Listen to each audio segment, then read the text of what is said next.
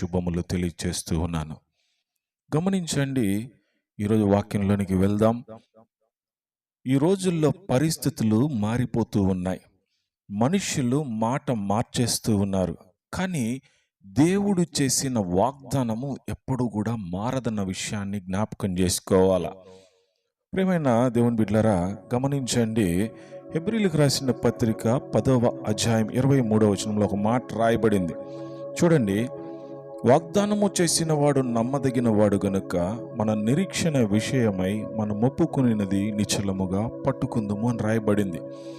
గమనించండి, ఈ పత్రికాకారుడు మనకు ఒక స్పష్టమైన ప్రోత్సాహాన్ని ఇస్తున్నట్లుగా మనం చూస్తూ ఉన్నాం.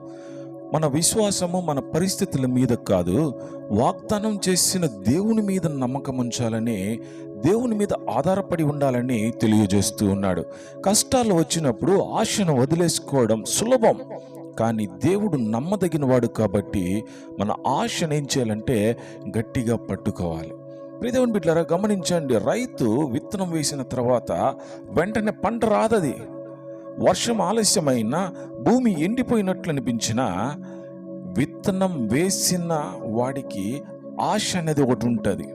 అలాగే దేవుడు వాగ్దానం చేసినప్పుడు ఆలస్యం అనిపించినప్పటికీ కూడా ఆ వాగ్దానం తప్పకుండా నెరవేర్చబడుతుందనే విషయాన్ని నువ్వు గమనించాలా.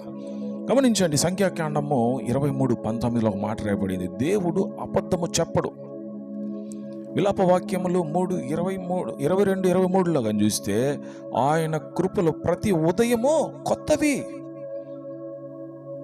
దేవుని బిడ్డలారా, మరి నేడు నీ పరిస్థితి ఎలా ఉందో ఒకసారి ఆలోచన చేసుకో. నీ పరిస్థితి ఆశ లేని విధంగా కనిపిస్తూ ఉందా?